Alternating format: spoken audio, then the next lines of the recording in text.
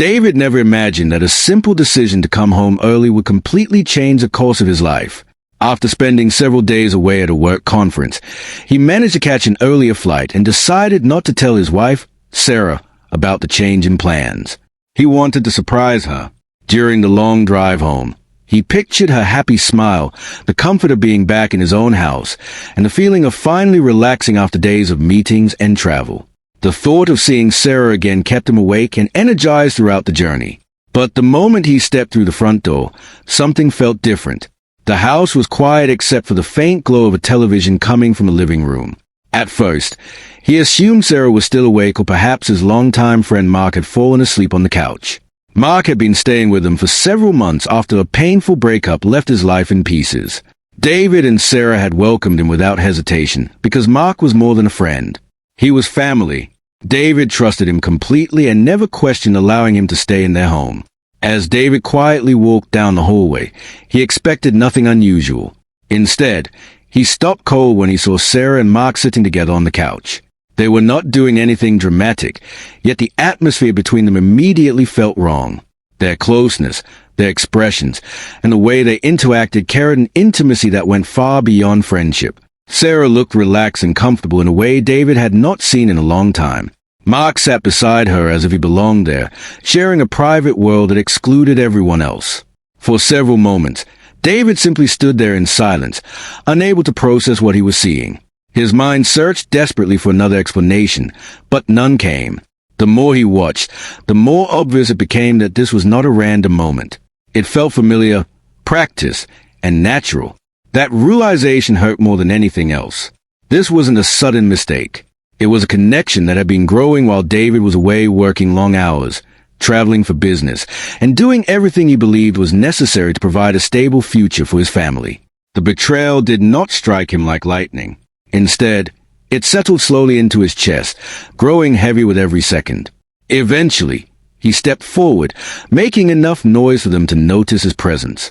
The reaction on their faces told him everything he needed to know. Sarah's expression transformed from comfort to shock. Mark froze completely, looking as though he had seen a ghost. Neither of them had expected David to walk through the door that night. The room fell silent. Sarah was the first to speak, asking why he was home early. The question felt absurd to David. He had come home expecting to surprise his wife, only to discover that he was the one caught off guard. Keeping his voice calm, he explained that the conference had ended sooner than expected, and that he wanted to surprise her. Then he added that it seemed he was the one who had received the surprise instead. Mark quickly tried to explain the situation, insisting that it was not what it looked like. But David interrupted him. He had witnessed enough to know that excuses would not change reality. Sarah began crying and pleaded for a chance to explain. She admitted that she had been lonely and felt neglected while David focused on work. According to her, Mark had simply been there to listen. Their conversations became deeper, and over time emotions developed that neither of them had planned. Hearing those words only made David feel worse.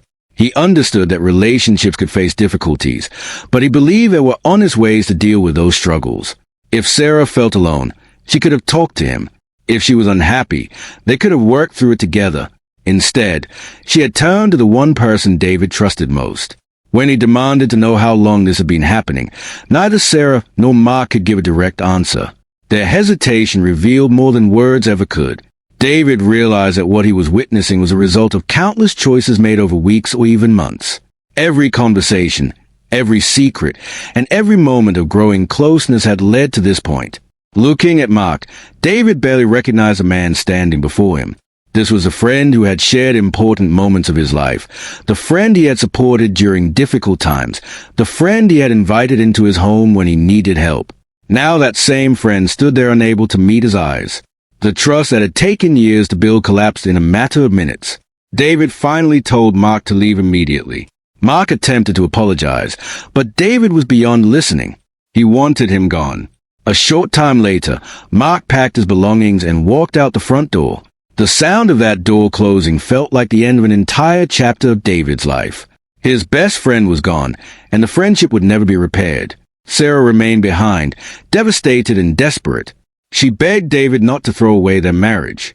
She suggested counseling, promised a change, and insisted that they could still fix what had been broken. But David could no longer see a path forward. To him, the deepest wound was not physical betrayal. It was emotional betrayal. He felt that Sarah had given someone else the trust, comfort, and emotional connection that belonged within their marriage. That night, David sat alone for hours, unable to sleep. Every time he closed his eyes, he remembered the scene in the living room. By morning, the anger had faded and been replaced by something colder, clarity. When Sarah approached him again and asked what would happen next, he calmly told her that he would stay somewhere else for a while and begin taking steps toward separation. Sarah broke down completely. She pleaded with him to reconsider, promising she would do anything to save their relationship. Yet David felt that the foundation of their marriage had already collapsed. Trust, once broken in such a profound way, could not simply be rebuilt through promises. He explained that the situation was not the result of a single mistake, but a series of decisions made repeatedly over time. Every choice had led them further away from the life they once shared. After packing a suitcase with a few essentials, David prepared to leave.